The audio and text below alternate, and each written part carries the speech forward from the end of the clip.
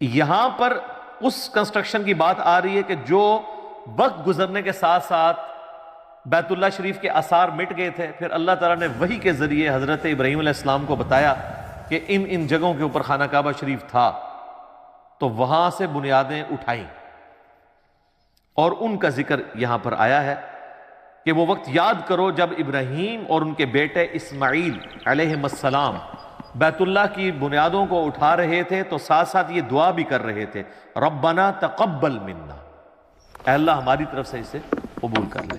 سلامتی ہے، سلامتی ان آنکھوں پہ جو ہدایت پہ نظریں جمائے بیٹھی ہیں، ان کانوں پہ جو ذکر خیر کے منتظر رہتے ہیں، اور ان قدموں پہ جو ہدایت کی راہ پہ گامزن ہیں۔ السلام علیکم ورحمۃ اللہ وبرکاتہ۔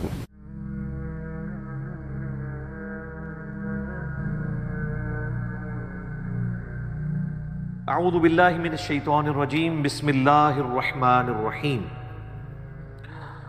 وَإِذْ يَرْفَعُ إِبْرَاهِيمُ الْقَوَاعِدَ مِنَ الْبَيْتِ وَإِسْمَاعِيلُ، اور وہ وقت یاد کرو جب سیدنا ابراہیم علی نبینا وعلیہ الصلاۃ والسلام نے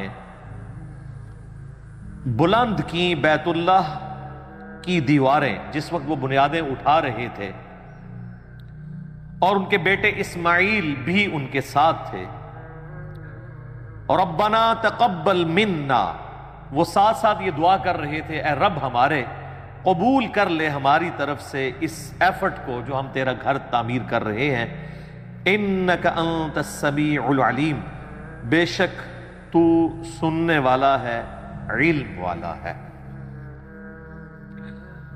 صحیح بخاری اور مسلم کی متفق علیہ حدیث ہے کہ نبی صلی اللہ علیہ وآلہ وسلم سے پوچھا گیا کہ سب سے پہلے اللہ تعالیٰ نے اپنی عبادت کے لیے کون سا گھر بنایا، تو آپ صلی اللہ علیہ وآلہ وسلم نے فرمایا کہ بیت اللہ شریف جو کہ مکے کے اندر ہے۔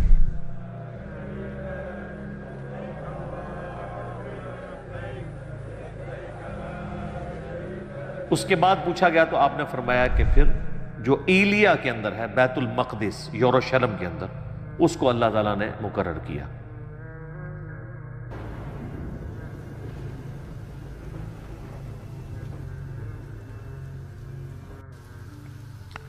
پھر پوچھا گیا ان دونوں کے درمیان کتنا فاصلہ تھا، تو فرمایا 40 سال کا۔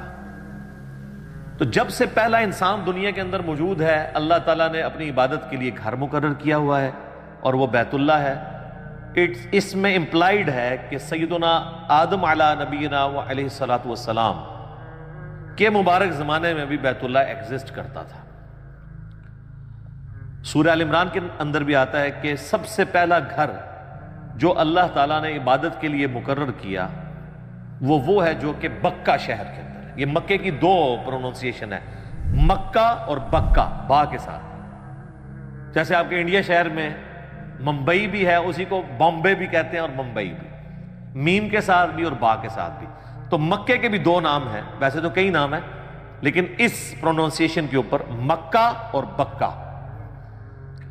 تو یہاں پر اس کنسٹرکشن کی بات آ رہی ہے کہ جو وقت گزرنے کے ساتھ ساتھ بیت اللہ شریف کے آثار مٹ گئے تھے، پھر اللہ تعالیٰ نے وحی کے ذریعے حضرت ابراہیم علیہ السلام کو بتایا کہ ان جگہوں کے اوپر خانہ کعبہ شریف تھا، تو وہاں سے بنیادیں اٹھائیں، اور ان کا ذکر یہاں پر آیا ہے کہ وہ وقت یاد کرو جب ابراہیم اور ان کے بیٹے اسماعیل علیہ السلام بیت اللہ کی بنیادوں کو اٹھا رہے تھے تو ساتھ ساتھ یہ دعا بھی کر رہے تھے، ربنا تقبل منا، اے اللہ ہماری طرف سے اسے قبول کر لے۔ یہ وہی دعا ہے نا جو سنن کبری البیہقی میں آتا ہے کہ صحابہ کرام علیہم رضوان عید والے دن جب ایک دوسرے کو ملتے تھے تو کیا دعا کرتے تھے؟ تقبل اللہ منا ومنکم، یا تقبل اللہ منی ومنکا، یعنی اللہ تعالیٰ ہماری طرف سے بھی قبول کر لے، یعنی جو ہم نے رمضان کے روزے رکھے، اور تمہاری طرف سے بھی، سنگولر کے صیغے کے ساتھ بھی اور پلورل کے صیغے کے ساتھ، دونوں ثابت ہیں۔ تو یہ انبیاء کرام کا ایک طریقہ ہے، سنت ہے کہ جب بھی آپ نے کوئی بھی کام کرنا ہے تو اپنے رب کو بیچ میں شامل کرنا ہے، اس سے دعا کے ساتھ رجوع لے کے آنا ہے کہ اے اللہ ہماری اس کاوش کو اپنی بارگاہ میں قبول و منظور فرما، کیونکہ جب تک انسان اللہ تعالیٰ کے لیے مخلص نہیں ہوگا، اس وقت تک اس کی عبادت قابل قبول نہیں ہوگی۔ بے شک تو سننے والا ہے، علم والا ہے، یعنی اللہ تعالیٰ ساری مخلوقات کو سنتا ہے، نہ صرف سنتا ہے بلکہ ہر چیز اس کے علم میں ہے کہ کون شخص اللہ تعالیٰ کے لیے اخلاص شو کر رہا ہے اور کون شخص جو ہے وہ دکھلاوے کے لیے سب کچھ کر رہا ہے۔ اب ساتھ دوسری دعا سنیں، ربنا وجعلنا مسلمین لک، اے اللہ، اے رب ہمارے، ہمیں بنا لے اپنا تابع فرمان۔ یہ ویسے اردو زبان کے اندر نا لفظ بولا جاتا ہے فرما بردار، یہ اردو لنگوسٹک کے اندر یہ لفظ غلط ہے۔ فرمان بردار کا مطلب ہوتا ہے فرمان اٹھا کر چلنے والا، ٹھیک ہے؟ جس طرح ریڑا بردار، جس نے ریڑی کا بوجھ اٹھایا ہوا ہے، تو فرمان بردار کو یا فرما بردار جو ہم لفظ بولتے ہیں یہ بھی غلط العام لفظ ہے۔ اس کا مطلب فرمان اٹھا کے چلنے والا لفظ ہے اصل میں تابع فرمان، فرمان کی اتباع کرنے والا، خالی چکے نہ ٹرتا رہے جو ویسے چکے ٹر رہے ہیں۔ تو یہاں پہ بھی ترجمہ اکثر لوگ ویسے ادھر بھی جو میرے پاس قرآن پاک پڑھا ہوا ہے پیر کرم شاہ صاحب کا، انہوں نے بھی وہ لفظ غلط ہی استعمال کیا ہے، فرما بردار ہی لفظ استعمال کیا ہے۔ یہ لفظ ہے تابع فرمان، اے رب ہمارے بنا لے ہمیں اپنا تابع فرمان، وَمِنْ ذُرِّيَّتِنَا، اور ہماری اولاد کو بھی، اُمَّةً مُسْلِمَةً لَكَ، ہماری اولاد کے اندر ایسی جماعت پیدا کر دے جو تیرے ساتھ تابع فرمان ہو، مسلم ہو۔ دیکھیں مسلم کا لفظ کانٹینیوسلی 2 دفعہ ہے، اور یہ لفظ حضرت ابراہیم علیہ السلام کی ایک خوبی ہے جو قرآن حکیم میں جگہ جگہ آئی ہے۔ ما کان ابراہیم یہودیا ولا نصرانیا، ابراہیم نہ تو یہودی تھے نہ نصرانی تھے، ولیکن کان حنیفا مسلما، بلکہ وہ سب سے ٹوٹ کر ایک اللہ کے ہو گئے تھے اور اللہ کے تابع فرمان تھے۔ وما کان من المشرکین، اور مشرک نہیں تھے۔ مسلم کا مطلب ہوتا ہے ٹو سبمٹ یور ول، اپنی مرضی کسی اور کے سپرد کرنا، مراد یہ کہ میں تو اپنے آپ سے دستبردار ہوتا ہوں، جو تیری مرضی، اسے کہتے ہیں مسلم۔ بل ملت ابراہیم حنیفا وما کان من المشرکین، پیروی کرو ابراہیم علیہ السلام کی ملت کی جو مشرک نہیں تھے۔ هو سماکم المسلمین من قبل وفی ھذا ملت ابیکم ابراہیم، یہ سورہ حج کی آیت نمبر 78 ہے۔ پیروی کرو ابراہیم علیہ السلام کی ملت کی، هو سماکم المسلمین، جنہوں نے تمہارا نام مسلم رکھا تھا، من قبل وفی ھذا، اس قرآن کے نزول سے پہلے بھی اور اس قرآن کے اندر بھی اللہ نے تمہارا نام کیا رکھا ہے؟ مسلم، سر تسلیم خم کرنے والا۔ اور یہ واحد مقام ہے سورہ حج کا جہاں پہ مسلم ایز اے ورڈ استعمال ہوا ہے، ایز اے اسم۔ باقی جگہ مسلم اپنے آپ سمجھ لیں لغت کے معنوں میں تابع فرمان کے طور پہ آیا ہے۔ اس لیے جب ہم کہتے ہیں نا اپنے آپ کو مسلم کہیں، وہ کہتے ہیں نہیں، مسلم کا مطلب یہ نہیں ہے کہ آپ نے اپنے آپ کو مسلم کہنا ہے، مطلب یہ ہے کہ اللہ کا تابع فرمان ہونا ہے۔ یا ایھا الذین آمنوا اتقوا اللہ حق تقاتہ ولا تموتن الا وانتم مسلمون، اے ایمان والو اللہ کا تقوی اختیار کرو جیسا کہ حق ہے، اور دیکھنا تمہیں موت نہ آئے مگر تم مسلم مرنا، یعنی اللہ کے تابع فرمان مرنا، اللہ تعالیٰ کی اطاعت میں تمہیں موت آئے۔ تو وہ کہتے ہیں یہاں مسلم کا مراد یہ نہیں ہے، بیسیکلی وہ یہ جسٹیفائی کرنا چاہ رہے ہوتے ہیں کہ آپ اپنے آپ کو سنی، شیعہ، بریلوی، دیوبندی، اہل حدیث یہ ان چیزوں میں بانٹ سکتے ہیں۔ تو وہ کہتے ہیں بریلوی بھی مسلم ہے لیکن یہ والا مسلم نہیں، وہ کہتے ہیں مسلم ہے تابع فرمان، تو ہم اللہ کو مانتے ہیں، اس کے رسول کو مانتے ہیں، ان کی مانتے ہیں۔ دیوبندی بھی یہی کہیں گے، اہل حدیث بھی۔ تو یہ جو سورۃ الحج کی آیت نمبر 78 ہے نا، ہوا سماکم المسلمین من قبل وفی ھذا، اس نے تمہارا نام مسلم رکھا ہے اس قرآن کے نزول سے پہلے، اور اللہ نے اس کتاب میں تمہارا نام مسلم رکھ دیا، یعنی ہم ابراہیمی ہیں، ابراہیم نے ہمارا نام بھی، ہوا سماکم، تمہارا اسم۔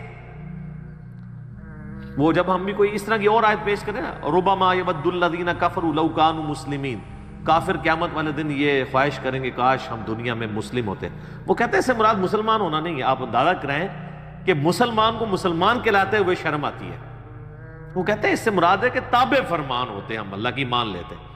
تو اس حوالے سے قرآن میں صرف ایک ہی آیت ہے جو ان کا منہ بند کر سکتی ہے، ہوا سماکم المسلمین، سورۃ الحج آیت نمبر 78۔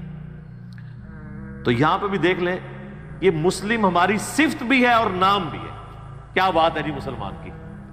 مسلمان تو ہم لفظ استعمال کر لیتے ہیں اردو میں یا فارسی میں. وَأَرِنَا مَنَاسِكَنَا، اور ہمیں عبادت کے طریقے بھی سکھا دے. چونکہ اللہ کا گھر بنا رہے تھے تو انہوں نے کہا ہمیں عبادت کے طریقے بھی سکھا دے، اور اسی میں امپلائڈ ہے کہ حج کا طریقہ، جو لوگ آئیں گے یہ ساری چیزیں ہمیں سکھا دے. وَتُبْ عَلَيْنَا، اور ہم پر اپنی توجہ فرما. اچھا، اللہ تعالیٰ کا نام بھی ہے التواب، اور مخلوق بھی تواب ہے. مخلوق اس اعتبار سے تواب ہے کہ مخلوق جب اللہ کی طرف رجوع لاتی ہے نا تو اللہ تعالیٰ بندے کی طرف رجوع لاتا ہے. یعنی انسان کوئی نافرمان ہے، باغی ہے، اسے شرمندگی ہوئی کہ میں اب اللہ کے ساتھ اخلاص کے ساتھ چلوں گا، پرانے گناہوں سے میں توبہ کرتا ہوں، تو اس سے کہتے ہیں توبہ کا لفظ بھی استعمال ہوتا ہے رجوع لانے والا. تو اس کے اگینسٹ اللہ بھی رجوع لاتا ہے. جو بخاری مسلم دونوں میں حدیث ہے کہ اللہ تعالیٰ کو اپنے گنہگار بندے کی توبہ پہ اتنی خوشی ہوتی ہے. اس کو مثال سے آپ علیہ السلام نے بیان کیا کہ اگر کوئی شخص کسی ریگستان میں ہو اور اس کا سارا سامان اس کے اونٹ کے اوپر لدا ہوا ہو، اور وہ تھوڑی دیر کے لیے سستائے کسی جگہ پر، اور اس کی آنکھ کھلے تو وہ سارا اونٹ ساز و سامان سمیت وہاں سے غائب ہو، اور اب کئی مہینے کی مسافت کے اوپر ریگستان ہی ہے، وہ سواری تھی جو چل سکتی ہے، یہ اونٹ ہی ہے جو ریگستان میں 1 مہینے تک بغیر پانی پیے چل سکتا ہے، وہ پانی سٹور کر لیتا ہے. تو اب وہ ایک جگہ لیٹ کے اپنی موت کا انتظار کرنا شروع کر دے کہ اب تو میں بچ ہی نہیں سکتا، کیونکہ چلوں گا بھی تو ریگستان پار تو نہیں کر سکتا. اسی دوران اس کی آنکھ لگے اور جب دوبارہ کھلے تو اس کا اونٹ سامنے اس کے ہو، تو اس کو جتنی خوشی ہوگی نا، اس سے زیادہ خوشی اللہ کو ہوتی ہے جب کوئی گنہگار بندہ اس کی طرف رجوع لے آتا ہے. استغفر اللہ الذی لا الہ الا ہو الحی القیوم واتوب الیہ.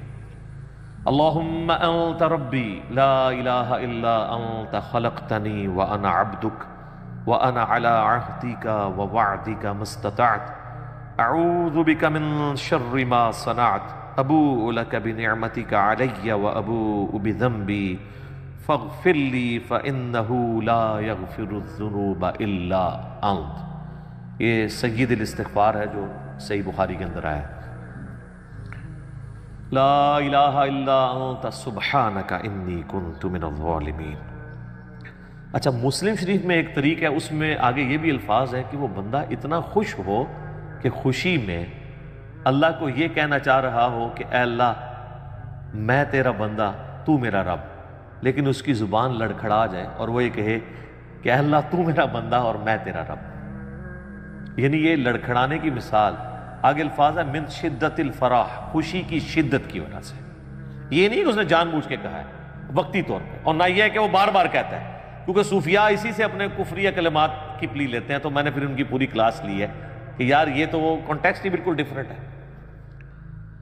تو یہ اللہ تعالیٰ کو اپنے بندے سے توبہ لانے کے اوپر خوشی ہوتی ہے. تو کہہ رہے ہیں اے رب ہمارے، تو ہمارے اوپر توجہ فرما، انک انت التواب الرحیم، بے شک تو توبہ قبول کرنے والا، رحم فرمانے والا ہے. کیا بات ہے جی. تو التواب بھی ہے رجوع، یعنی بندہ جب رجوع لاتا ہے تو تو بھی رجوع لاتا ہے، اور الرحیم بھی ہے. الرحیم اللہ کی صفت ہے کانٹینیوشن والی. اور رحمان کہتے ہیں کسی کا رحمت اتنی بڑی ہو کہ ٹھاٹھے مارتے ہوئے سمندر کی طرح ہو. اور رحیم، ویسے سمندر میں تو کبھی کبھار ہی طغیانی آتی ہے، رحیم وہ کہ ہر وقت ہی ٹھاٹھے مارتی ہو. تو آپ دیکھ لیں بسم اللہ الرحمن الرحیم سے ہمارا قرآن پاک شروع ہوتا ہے مصحف. اگرچہ وہ سورۃ الفاتحہ کا حصہ نہیں ہے لیکن مصحف سٹارٹ اسی سے ہوتا ہے. اللہ الرحمن بھی ہے اور الرحیم بھی ہے. اس کی رحمت ٹھاٹھے مارتے ہوئے سمندر کی طرح ہے اور کانٹینیوشن کے ساتھ. سمندر میں تو کبھی کبھی اس طرح جوش آتا ہے، اللہ کی رحمت ہر وقت جوش میں رہتی ہے. بخاری اور مسلم کی متفق علیہ حدیث ہے، نبی صلی اللہ علیہ وآلہ وسلم فرماتے ہیں اللہ تعالیٰ نے مخلوقات کی پیدائش سے پہلے اپنے عرش پہ اپنے پاس یہ عبارت لکھ لی تھی کہ میری رحمت میرے غضب پہ سبقت لے جائے گی. اور قرآن حکیم میں کئی جگہ یہ مضمون آیا ہے کہ اللہ نے اپنے اوپر لازم کر لیا ہے کہ وہ ہر حال میں رحم ہی کرے گا. یعنی رحم والی صفت اللہ کی ڈومیننٹ ہے. اگرچہ اللہ عدل فرمانے والا ہے، عدل کا تقاضا تو یہ تھا ہمارے نزدیک کہ رحم اور غضب برابر ہوتا، لیکن اس کی رحمت اس کے غضب پر سبقت لے جاتی ہے. لے جی، اب حضرت ابراہیم علیہ السلام کی دعا آ رہی ہے میرے لیے، آپ بھی، آپ کے لیے. ربنا وابعث فیہم رسولا منہم یتلو علیہم آیاتک، اے رب ہمارے